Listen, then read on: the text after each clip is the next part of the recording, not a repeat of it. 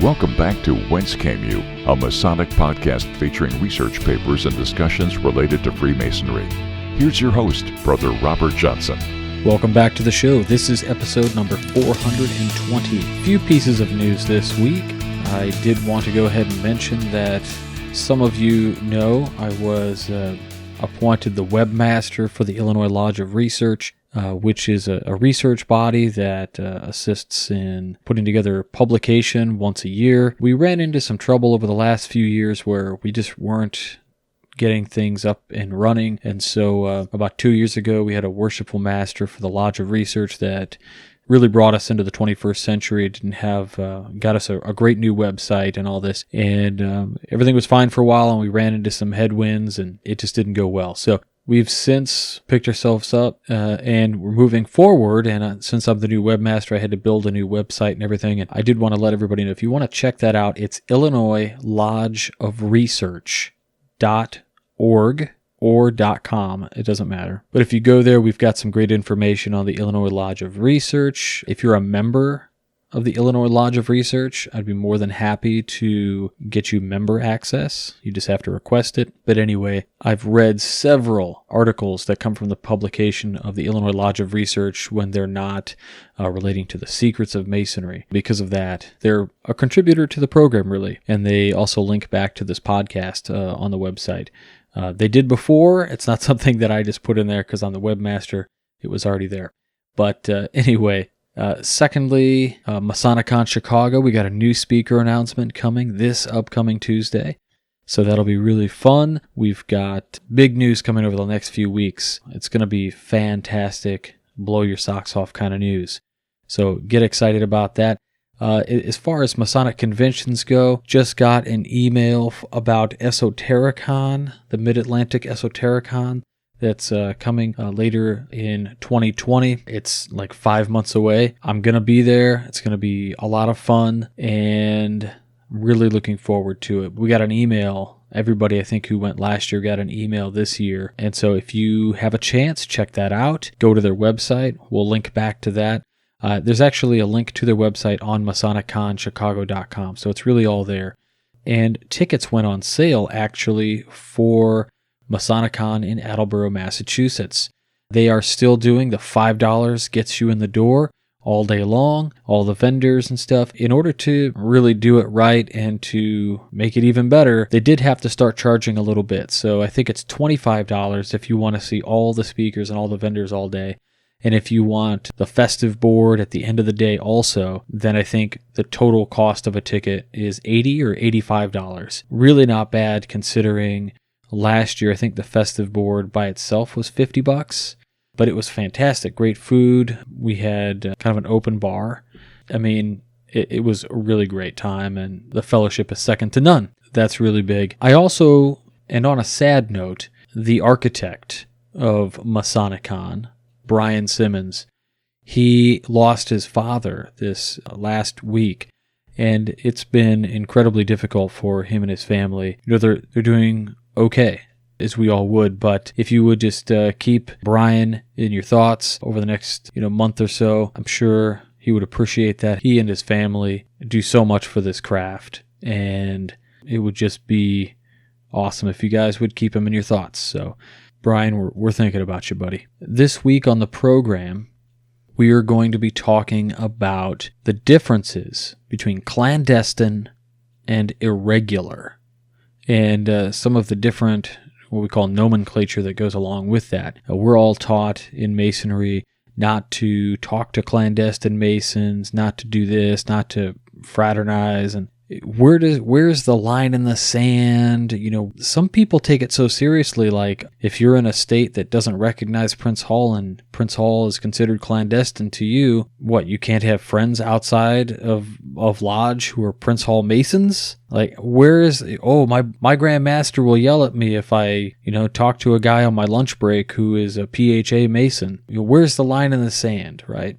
Well, spoiler alert, there should not be any Grand Master who tells you who you can and can't talk to on your lunch break. Your obligation holds you to not talking about Masonic things, but I think we all should have some common sense there. But in any case, we're going to talk a little bit about clandestine masonry, irregular masonry, what those two terms mean, because they are very different terms. Illustrious brother, a past Grand Master, Akram Elias, actually wrote a great piece for the DC Freemason magazine, which I'm going to read for you in this episode.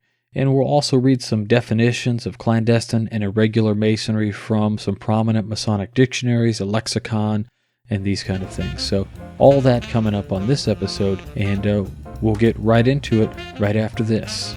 All right, so it's time to pay the bills. How do we make this show happen? This show happens because you, the listeners, help us out. So how do you help us out, though? Well, since July of 2011, this podcast has been here waiting for you every Sunday night at 9:30 p.m. Consistency is the name of the game. We are creating weekly Masonic education for anyone interested in Freemasonry and its kindred sciences.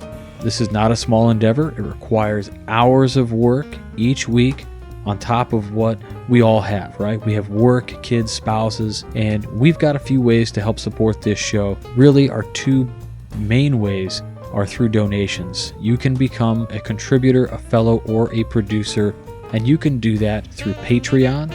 We have a $2 a month contributor level. You get your name on our website as a contributor. If you're a fellow, that's a $5 a month donation, and that puts your name on the website. I send you a card in the mail. I handwrite these cards when you do those donations. I don't have these things filled out. They're not pre-printed.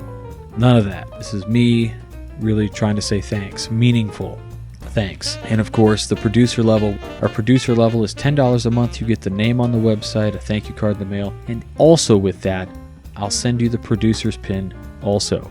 Now, that's on Patreon. We have a lot of people who like to support us through PayPal. We offer those same exact perks. The contributor, the fellow, the producer, with all the same stuff through PayPal, a subscription model. So you can do either one of those things, or you can make a one-time gift through PayPal and just say, hey, I'm going to send you $2, or hey, I'm going to send you $3 one time, whatever the case is.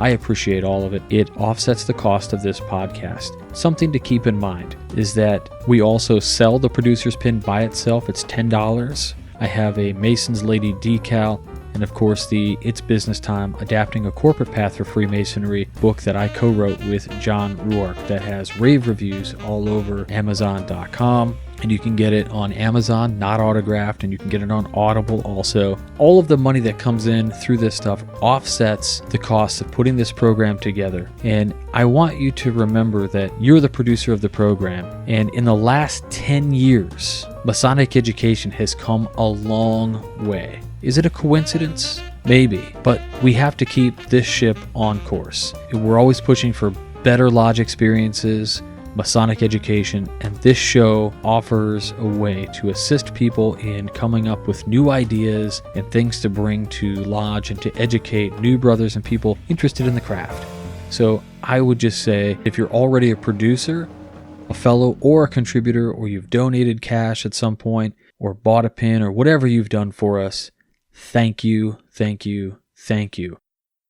We just added a few names to the current producers, fellows, and contributors on our website. Brother Valdez, Venzer, Wallace, Wary, Wright, Rosenloff, Schweitzer, Hogan, Blaine, Gleason, Hassel. All of you guys are new contributors to the podcast, and I just want to say thank you guys very, very much. Now, let's get into this week's education. I'd like to start off by quoting from MasonicDictionary.com. First, I want to read you the definition for regular. Regular, a lodge working under the legal authority of a warrant of constitution is said to be regular. The word was first used in 1723 in the first edition of Anderson's Constitutions.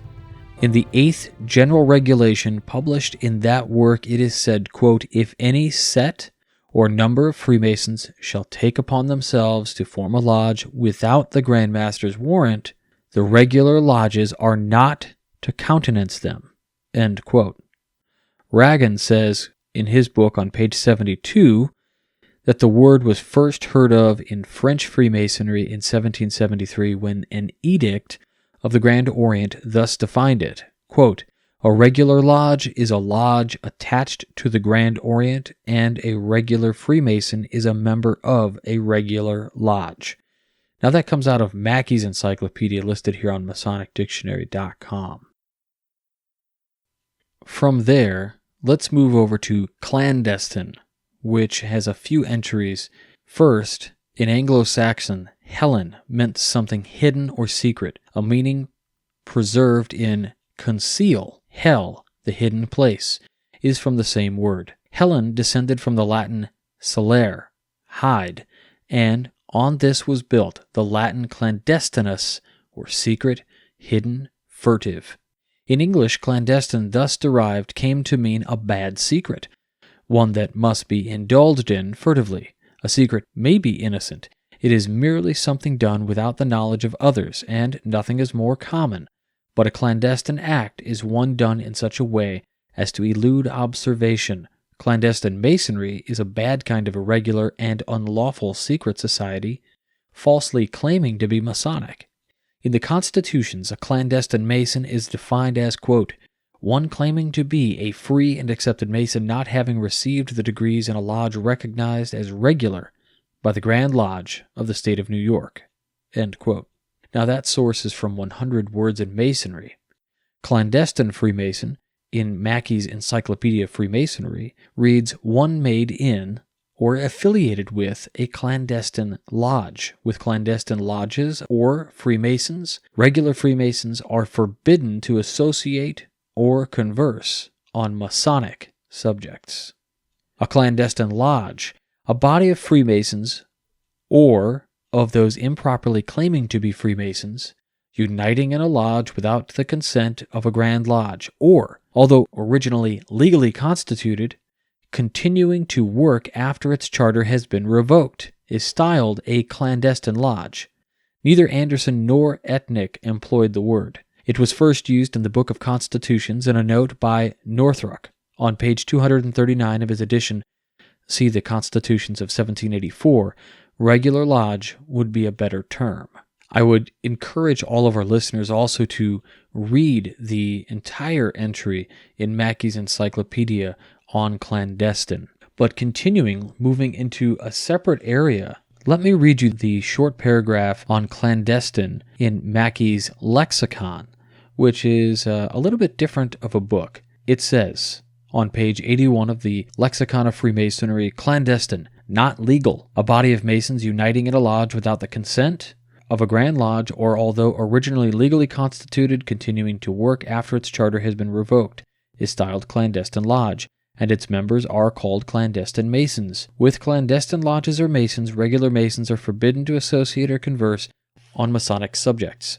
So here again is a very similar in wording, like almost 90% of the wording is exactly the same. Not surprising since they're both from the same source. He probably just did the, 19th century version of cut and paste. So we've talked about regular, we've talked about clandestine. What's irregular mean? Let's find out. So in terms of irregular, there's really not anything you can find of sustenance, I suppose you could say, in anything of Mackey's. It is interesting. Perhaps it is a newer distinction within Freemasonry. And so with that, we would move into an article written by Akram R. Elias, past Grand Master and Chairman of the Grand Lodge Committee on Masonic Education for the Grand Lodge of Washington, D.C. And I'll put a link to this entire issue in the show as part of the downloadable content in the app. But here we go. Confusion in the Temple by Akram R. Elias. In Freemasonry, when we use terms like jurisdiction, territory, regular, irregular, recognized, and clandestine, each has a very specific meaning and point to a distinct concept.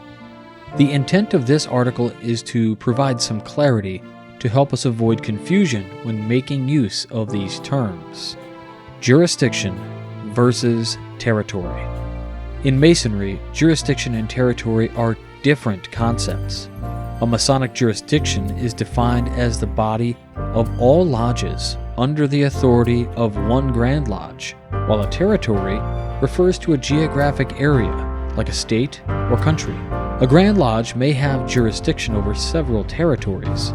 For example, the Grand Lodge of the District of Columbia's Masonic jurisdiction includes the territories of the District of Columbia and the country of Lebanon. In a like way, two Grand Lodges, like Masonic jurisdictions, may share the same territory, and when they do, each Grand Lodge asserts sovereignty only over its own lodge's jurisdiction within that shared territory. For example, our Grand Lodge and Prince Hall are two Masonic jurisdictions that share the same territory of the District of Columbia. What about exclusive jurisdiction? A Grand Lodge is said to enjoy exclusive jurisdiction over a territory if and only if no other Grand Lodge has jurisdiction over that territory. In the case of the country of Lebanon, for example, where four Grand Lodges, the Grand Lodges of Scotland, New York, the District of Columbia, and National Francais, have jurisdiction, none of the four may claim an exclusive jurisdiction over that country territory. What about invasion of territory? When a Grand Lodge has exclusive jurisdiction over a territory, no other Grand Lodge is supposed to open lodges within that territory. Doing so would be considered an invasion of territory. Regular. The concept of regularity has changed over the centuries, and its evolution is not the focus of this article. Instead, I will address the modern meaning of regularity in the 21st century. Although each Grand Lodge is sovereign, when it comes to the concept of regularity, it is generally agreed that to be regular in its practice of Freemasonry, it must satisfy a set of key criteria that include all of the following. A. Proof of legitimacy of origin. It must show proof of lineage and legitimacy of origin. Otherwise, it is called clandestine. Our Grand Lodge, in the past, considered the Prince Hall Grand Lodge to be clandestine, acting, no doubt, with the best knowledge that they had at the time. Yet Prince Hall cannot be clandestine because it traces its lineage and legitimacy to the United Grand Lodge of England. Furthermore, a non-recognized, more on the concept of recognized later, Grand Lodge does not necessarily mean that the said Grand Lodge is clandestine. This is a commonly made mistake, especially in the United States. For example, in the country or territory of Italy, there exist two regular Grand Lodges, the Grand Orient of Italy and the regular Grand Lodge of Italy. Our Grand Lodge does not recognize the regular Grand Lodge of Italy, RGLI. This non-recognition on our part, however, does in no way make the RGLI clandestine, because the regular Grand Lodge of Italy traces its lineage and legitimacy of origin to United Grand Lodge of England. B. Sovereignty. It must exercise full sovereignty over its lodges within its own jurisdiction. And further, no Grand Lodge can impose its constitutions, bylaws, or code of justice on any other Grand Lodge. C. Single gender membership and tiled meetings. A Grand Lodge must have its membership restricted to either men or women. A Grand Lodge that has its membership composed of both men and women, referred to as co-masonry, cannot be regular.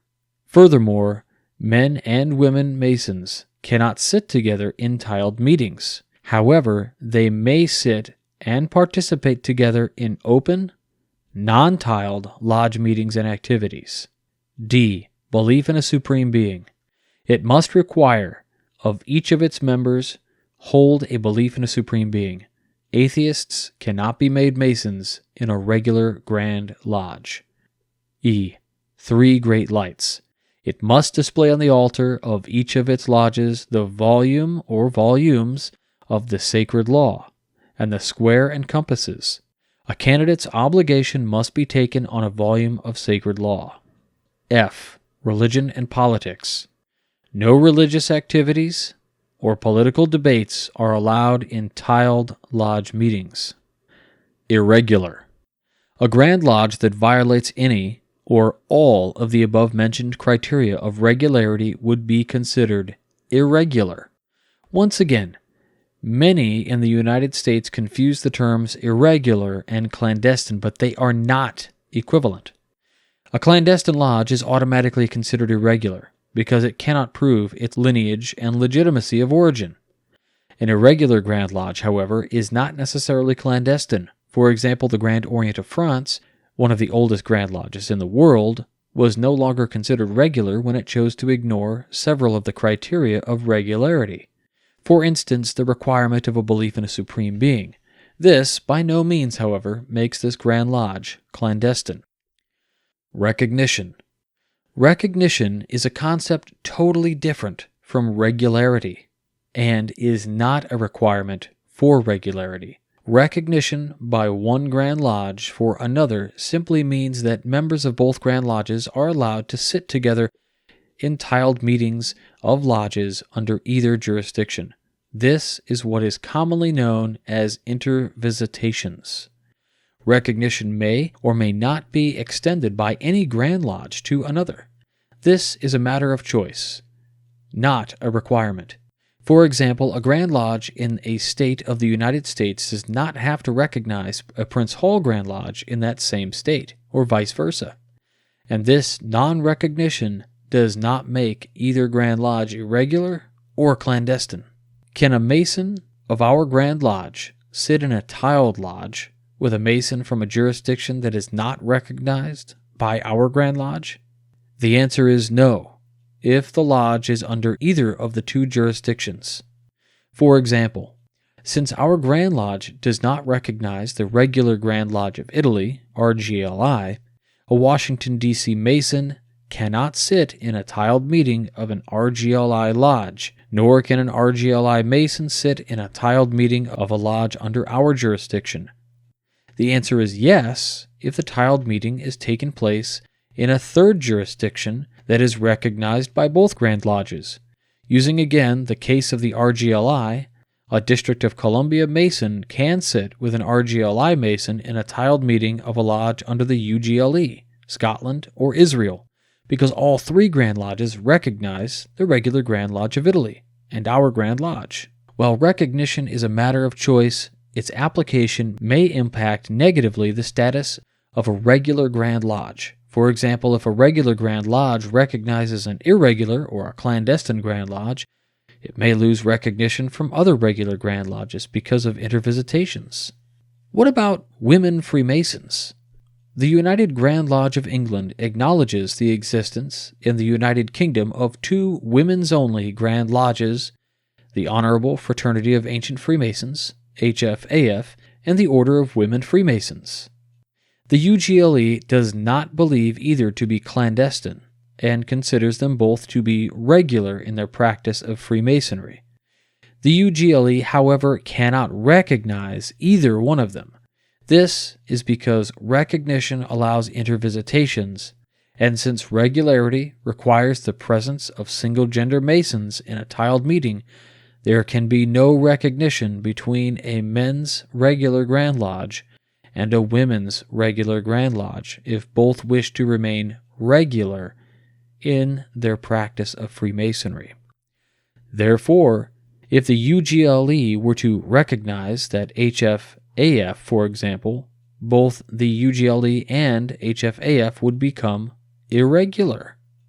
On the other hand, however, the UGLE, HFAF, and OWF meet socially, and the Grand Masters of both women's organizations were invited to the live screening of the tercentenary, the 300 celebrations from the Royal Albert Hall at Freemasons Hall, and they were UGLE's guests at the subsequent dinner. Furthermore, since September of 2000, the UGLE has allowed the leasing of its Masonic buildings to lodges affiliated with the Order of Women's Freemasons and the Honorable Fraternity of Ancient Freemasons. Most recently, permission has been granted for UGLE lodges to rent rooms at the HFAF headquarters. As we use terms like jurisdiction, territory, regular, irregular, recognized, and clandestine, my brethren, let us do so with caution, empathy, and discernment.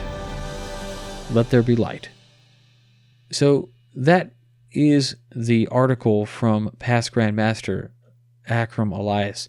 And it should be noted that Akram has a distinct knowledge of this because his wife is actually a worshipful master of America Lodge, which is in Washington, D.C. What I thought was really interesting within that article is there were situations that I've been in myself where I was a secretary of my lodge, and I had a brother who was overseas, and he contacted me and he said, "Robert, can I visit this military lodge on base?" And I was like, "Well, where's the charter from?" And so he told me the name of the lodge, and I looked it up, and it was Prince Hall Grand Lodge of Oklahoma.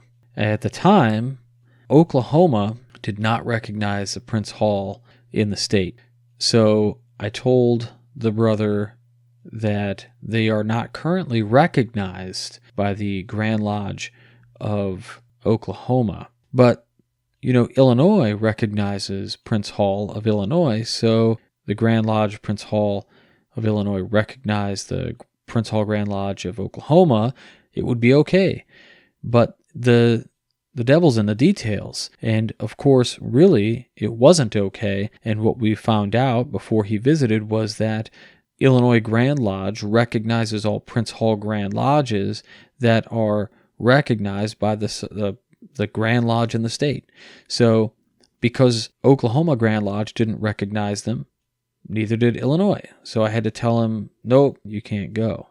Well, about a week before, I found out that it was an error in the printing in the Pentagraph book from the Grand Lodge of Oklahoma. They said, no, we have it. We do recognize the Prince Hall Grand Lodge, yada, yada, yada. So I got to tell my brother, I said, hey, you can go visit now. So he was very happy about that. But it also happens quite often where I use the Prince Hall example because it's probably the largest in the United States, where we have brothers of what we call quote-unquote regular Grand Lodges who will say, somebody is a member of a Prince Hall Grand Lodge and they consider it clandestine, and that's just erroneous 99% of the time.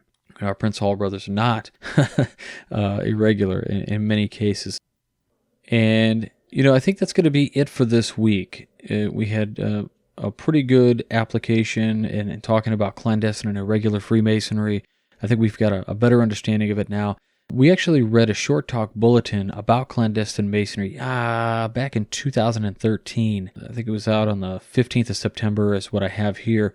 And we read a paper that starts off, volume number 13, December 1935, number 12, Clandestine by Unknown. Every Master Mason knows that he must not visit a clandestine lodge, not talk Masonically with a clandestinely made Mason, but not all Master Masons can define clandestinism.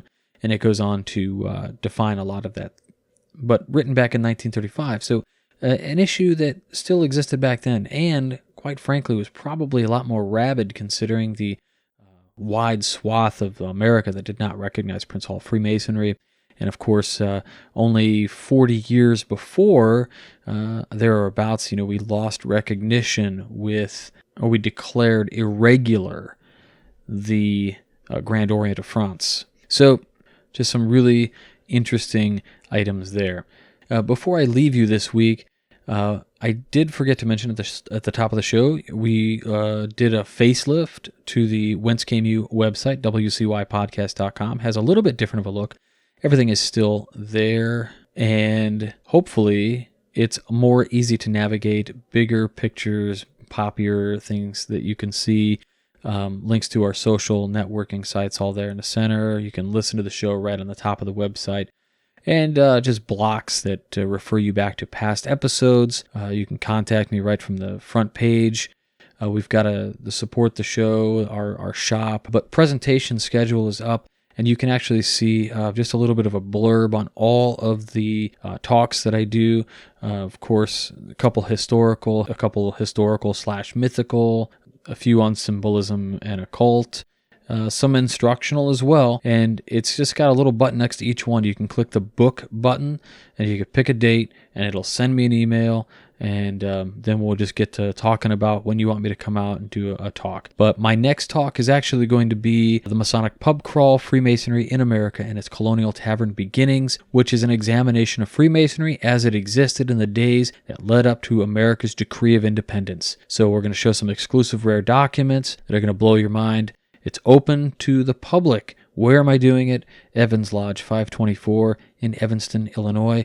My good friend, my brother, Rob Wingeter, is the worship master, and we're going to be doing the presentation in the parlor room in this epic Masonic temple. It's a big building. It's a little cold sometimes, so if you're going to come out, make sure you got your thick socks on. I'll be on my feet doing the lecture, so I'll be fine. But I look forward to seeing everybody there. December 10th. That's right. And then after that, in February of 2020, we're filling up in 2020 pretty good. I'll be doing a brand new presentation that I was asked. I said, just give me anything you want me to talk on and do some research. So I'll do a talk called The Ark and Freemasonry. We're going to explore legends of the Ark of the Covenant, historical facts, relationship to Freemasonry, and of course, its occult significance. But that's going to be part of kind of like an afternoon symposium. March 7th, I'll be at the Southeastern Masonic Education Symposium, which is down in Florida, in Tampa. They do have tickets for sale for that one. Esoterics 101, I'll be doing April 2nd, 2020 at Unity Lodge up in Kenosha, Wisconsin. And, of course, we've got MasonicCon is at Ezekiel Bates coming up. I believe, I'm not sure what my topic's going to be there yet. I think we're doing a double. I'm going to be coming together with another person to do a joint conference. And I know I'll be at Collinwood Lodge 582 in Euclid, Ohio on my birthday next year. So that'll be fun too. And then, of course, I'm going to be at Esotericon, and whether I'm doing a presentation or not, I will be at Camp Masonry this year.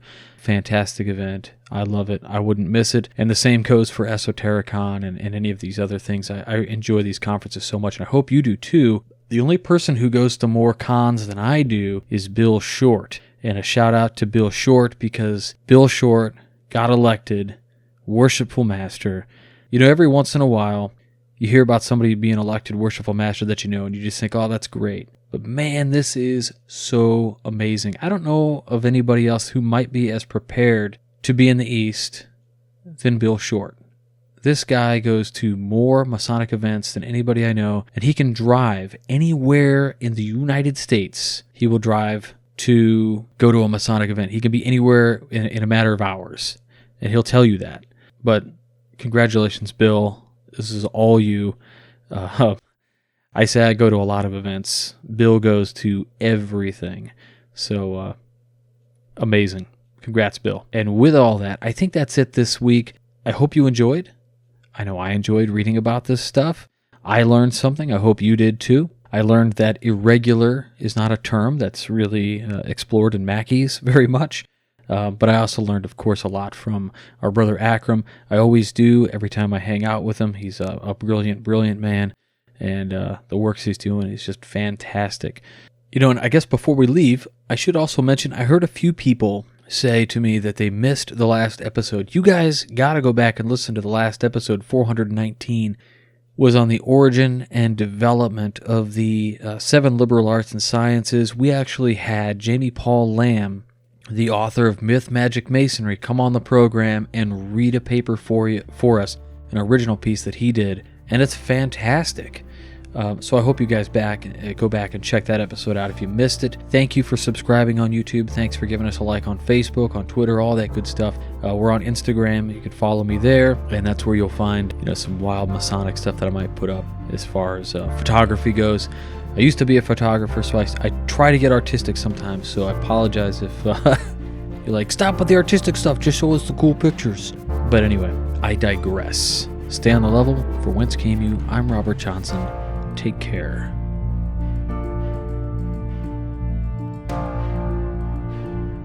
You've been listening to Whence Came You, a Masonic podcast featuring research papers and discussions related to Freemasonry with your host, Brother Robert Johnson. Be sure to join us for our next edition.